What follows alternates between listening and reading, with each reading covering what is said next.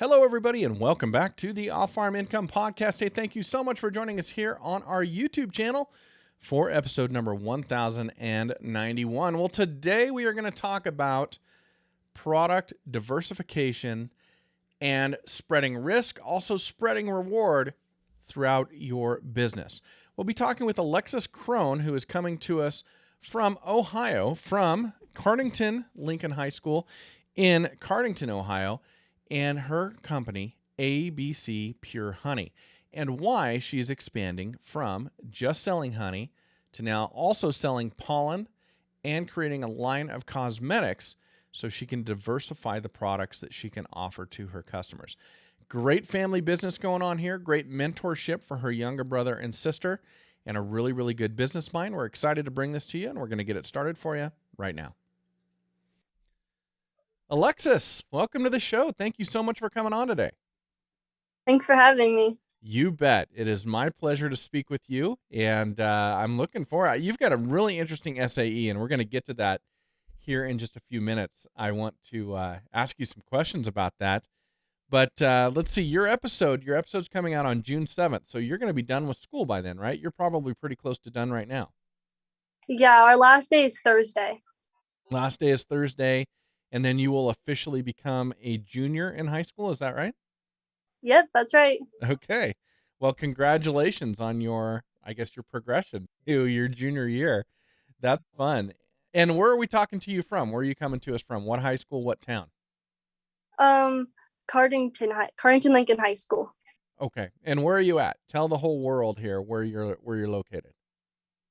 We're located in Cardington, Ohio. Cardington, Ohio. Very good. Now, how long have you been part of the FFA? Since my 8th grade year. Okay, so you were able to start in middle school. Yes. Okay. And why did you join? Why did you want to do that in the 8th grade? Well, the first topic was beekeeping. It was a really passion of mine. Okay. And I realized that when I got into high school or middle school, it would be a really interesting SAE project that no one's thought of before. Okay. Now, did you know about SAE projects before you joined the FFA?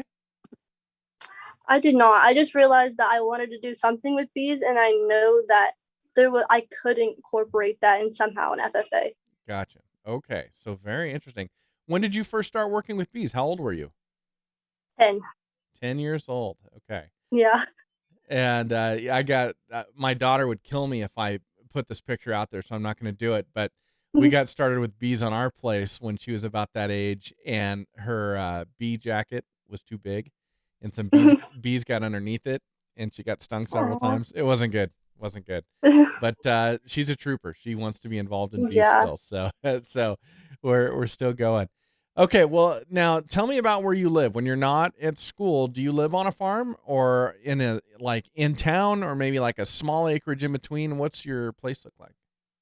We live on a farm. We have a couple of barns. We have a couple acres, and we also know people that own a wooded area next to our house where we locate all of our bees. So they're not close to the house. Oh, so they're actually not on your guys' place. They're on the neighbor's place. Yes. Okay. And then are you raising any animals or any crops or anything like that on your home place? We have 2 goats, but they're pets, and then we have 3 rabbits that we also have as pets. Goats and rabbits. So bees are your primary form of agricultural, I guess, commodity production there. Okay. Yeah. Now, what's the most common question you get asked about raising bees? Is it dangerous? I figured that was it. Yeah. Everybody wants to know if you're going to get stung. Yeah. Or they're like, how'd you get into it? Or why did you start this? Okay. You know, the perception about bees is not your fault. It's actually not even my generation's fault. It's my parents' generation's fault. So I suppose your grandparents' generation's fault. But I can remember when I was 10 years old, there was this made-for-TV movie called Swarm. That was the title. Was Swarm, and Swarm was spelled out on the screen, and this all the letters were swarms of bees, and these killer bees just were going from town to town, just destroying people and entire communities. So multiple generations of people are scarred by that movie, and they're afraid of bees. Yeah, for sure. All right. Well, let's do this. I would love to know who your FFA advisor or advisors are so we could give a shout out to them. Who is that for you? Her name's Erin Wallet. Wonderful. Thank you so much for mentioning her. It's time to talk about your supervised agricultural experience. The name of your business is ABC Honey. Is that right? Yep, that's right. Okay. So tell us about your company. Tell us about what you do and how the business works. So our company is called ABC Pure Honey, and it's named after me and my two siblings, because it's Alexis, Bailey, and Camden. So ABC, and we all raise honeybees, so we're all a big part of our family's production. And we also are getting ready to start a cosmetic line called Sweet Beauties. Sweet Beauties. Okay. Very Yeah. Now, where do you fall with your siblings? Are you the oldest? You're the middle? You're the youngest? Where you at? I'm the oldest. You're the oldest. So you're kind of teaching your younger brother and sister. Yeah. So you're the oldest. You get to mentor your younger brother and your younger sister and kind of bring them along. How many hives do you all raise? We have a total of 23 hives right now. Wow. That sounds like a Yeah. lot of work. Very much so. My goodness. When it's time to harvest honey, how many days? I mean, are we multiple days on this project? No, not multiple days. It's more like one full day because my grandparents that also raise honeybees come down and help us. Okay. So you've got a lot of help Yeah. between grandparents, parents, and your siblings. And then, man, off 23 hives, how much honey do you know, like in just raw pounds or gallons or whatever that may be that you're harvesting every year on average? I don't know like the pound wise, but last year we caught like 20 some gallons of honey off of all these hives. Oh my goodness. Yeah, you guys need to diversify and make some products. Yeah. That's a lot of Mhm. very interesting. Okay, so your line, here's what I've got written down. You tell me if I've got it right. I've got that you're selling honey, Mhm. pollen, and now I've got cosmetics, but you're just getting into that. Do I have that all correct? Yeah. Okay. We're just getting into cosmetics, and we've been doing research on pollen and like pollen production, and we have started all that also. Okay, so let's take them one at a time. I'm assuming the first product you ever sold was honey. Am I right about that? Yes. And Yep. is that being marketed as ABC? I'm sorry, you said ABC Pure Honey. Is that right? Yep. Okay, so that's being marketed. And how are you selling it? Are you selling it in like 1 gallon containers and the small little containers? What do you do? We're selling them in quarts, pints, and then half pint jars. Okay. And how have you gone about getting your name out there and letting people know that you have this honey for sale? We have a Facebook page dedicated to our ABC Pure Honey and like our process, and it's also all over my parents' Facebook as Okay. well. So social media has been the big driver.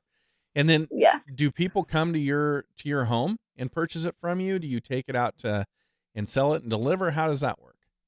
Well, a lot of our like ongoing customers have been neighbors, and we also have a really big sign in our yard that's also advertising. So just random people will just pull in as they're driving by? Yep. Okay. Okay, very good. All right, so that's the honey side of it. And so the other products are just developing right now, the pollen and the cosmetics? Yep. Okay. Tell me about how you will sell or market pollen. How does that work? So I've been doing some research on pollen and like collecting it and stuff, and we have like collected some. It's sitting in our freeze right now for it to like dry out and then cool, and then we'll like end up processing and stuff. But people put it in jars and they just sell it like in jars with nutrition labels on it because you can eat it to help with like allergies and stuff like that. So people will actually consume the pollen to help reduce their symptoms of allergies. Yes. Okay, very interesting. So, I mean, obviously the amount of honey you're collecting is significant. How much pollen have you been able to collect off of 23 hives? Well, we've only collected off one hive just to like see how it's been going. It's like we don't want because a lot of work because like the way you collect it is you have a little trap on the front of your hive that the bees have to constantly walk in and out of, and it's a really Okay. small space. So like it also like makes the bees mad because they can't get into the hive fast enough. So we've Okay. only done it on one hive. And I'm assuming that as they go in and out, the pollen kind of rubs off and sticks to that trap. Yep. Okay. But they don't like it. They like to be No. their survival. They want in and out of that hive quickly. Yes. Okay. So, well, I mean, you say the bees don't like it. So how does that manifest itself? If you get near that particular hive, are they just irritated? Are they more aggressive? They are more aggressive, and it also like tends to have lots of bees clustered on the front of the hive, Okay. trying to find entrance points. Okay. Interesting. Okay. Tell me about cosmetics. Where is this coming from and what are you going to be producing?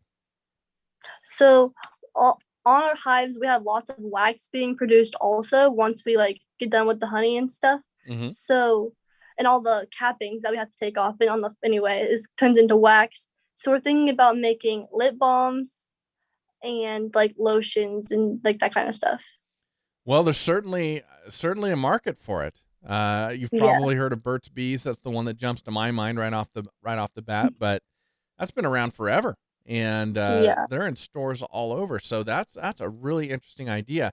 Do you have to research your own unique recipes to be able to do this? Is there food safety guidelines you have to deal with to make these things? How does all that work? Well, there is food safety guidelines since you do put it on like your face, and like there is different warning labels and all like all sorts of stuff that you have to go through. Like it's not as like easy as producing honey Mm-hmm. because it's actually used. But yeah, So there's a lot of research, obviously, that goes into this, just for safety's sake, for liability, and all of that. So where are you in the process with the cosmetics? right now we're collecting wax, storing it, melting it down, and filtering it. Okay, and so you're just kind of in the product development stage, I would assume, figuring out what your recipes are going to be and what your end product will look like. Is that right? Yep, that's right. Interesting. Have you been able to produce any end product yet? Not yet. Not yet. We're still working on it. Okay. Man, what an interesting thing to be doing. In your case, raising bees is challenging enough, collecting the honey is challenging enough, marketing the honey is challenging enough, but now developing these new products and kind of expanding and leveraging the different byproducts and things like that are in your hives, you are learning a ton of really interesting things. Yeah. That is great. Now, this has already led you to one proficiency award, is that right? Yes. Tell us about that. What did you receive and when did you receive it? I received the Specialty Animals Proficiency Award, and this category was just considered hive maintenance, so it has nothing to do with my honey production or pollen production or any of that. It's just all how I can maintain my bees. Interesting. So, and did you just receive that this spring? Yes. And that was for the state of Ohio. Yes. Congratulations. That's a phenomenal accomplishment, especially as a sophomore. I mean, you've got 2 years to go in high Yeah. school still. Good for you. Yeah. Good for you. Well, so how does this organization work at home? You've got your brother and your sister, your parents, your grandparents who are involved. Who's making the decisions? Who's guiding the direction of this business? How does that all work? Well, my dad has been helping me like the ways that I should like accomplish and like see to like achieve these goals. And Mm-hmm. then the FFA standpoint, my advisor, Miss Wallet, is also helping me in which SAE projects I should be put in and different records and how I should maintain my records. Very good. So you've got some great advisors helping you, and here you Yeah. are. You're getting ready to move into your junior year of high school. So we know where you're taking your SAE with the new products being developed and things like that. Will you compete? Will you compete for different proficiencies coming up in the next couple of years? Yeah. So since I won my state for specialty animals, I cannot compete in this category no longer, but I can compete in different categories. So like ag processing for honey. Awesome. Okay, man. Yeah. And agribusiness or entrepreneurship, I would think too, with the business you're developing. That's really interesting. Yeah. Ah, good for you. That's really really exciting. Okay. So your younger brother and your younger sister, are they old enough to be in the FFA yet? No, they're well, the one's in fourth grade and my other one is in first grade. Oh, okay. So they're really young. So they're coming along Yeah. well behind you. Oh my goodness. Yeah. I could see this turning into a big family business at some point. This ABC Pure Honey, with Yeah. everybody working in it. That's really interesting. Do you like running and owning your own business? Yeah. It's really fun. And do you have a job outside of this, or is this your sole employment? Well, it's solely like active on my beekeeping and FFA because I'm also in sports, so there's not really time to Gotcha. have a job. Gotcha. And what sports do you play? I play travel volleyball, school volleyball, and in bowling, and then I have track. Oh, wow. Okay. What Yeah. events do you do in track? Well, I'm in the 4x4 relay, 4x1, 100, and then 200-meter dash. You're a fast person. Yeah. That's And great. then we just qualified for regionals for our 4x4, so we run that tomorrow. Oh, congratulations. Good for you. That's Yeah. exciting. Okay, so I love sports, so I want to ask you about the rest of the sports. So when it comes to volleyball, are you a setter, are you a spiker, a server? What's your strength? I'm a middle hitter. Okay, now see, this shows my ignorance. What does that mean? So that means that I stand in the middle of the net and I'm like one of the blockers and hitters. Okay, are you tall? Kind of tall. I have hops though. Okay. What's your vertical? Um, I don't really know. We don't really keep track of verticals, but I can jump pretty high. It's good enough to get you up and over that net. Okay. Yeah. All right. Now, last but not least, bowling. This is not one I hear about all the time. Are you able to bowl in high school in Ohio? Yeah. Really? That is really Yeah. fun. Are you right or left-handed when it comes to bowling? I'm a right hand. Okay, so you're right hand. Now, are we talking like full on? You've got like the glove and the wrist brace, and you're putting the spin on the ball, and it's hooking and all that type of stuff. A lot of people have wrist braces and stuff like that in their own shoes and balls in their little bags to carry around. But yeah. Okay. And what are you averaging? What's your average score? Well, my highest is a 186. Nice. Yeah. Nice. Very good. Oh, well, that's really fun. And I would assume bowling's probably like a wintertime sport. Is that right? Yes. Okay. Man, that sounds like a lot of fun. Sounds like you're having a great time. Yeah. Well, I am happy for you. Well, Alexis, this has been a real pleasure, and I'm very excited about your business. I'd love to ask your advice for other students who are coming behind you before we finish it up. And, in terms of what you're doing with experimenting with other products, can you talk about that for a second? Why do you want to develop other products? Why not just sit there and be satisfied with selling honey? Well, honey's like a basic thing everybody sells when it comes to beekeeping. So like if you're a beekeeper, like you're known for your honey products. But I want to be known for something different. Like I want to sell pollen and be different and sell that and then continue like cosmetic lines to have more than just honey to fall back on. Yeah, you're going to diversify. That is really, really a great strategy, and it's important for people to learn that. Awesome advice. Thank you so much for coming on today. This has been a lot of fun. Thank you for having me. Thank you so much for being here, everybody, and thank you to Alexis Crone for joining us here on the Off-Farm Income Podcast Day. Hey, we would love to have you click that subscribe button below and become a subscriber to our YouTube channel, and we'd love to connect with you on social media as well. You can find us on Facebook, Instagram, Twitter, and LinkedIn. And until next time, everybody, enjoy your journey to the ultimate lifestyle business, agriculture.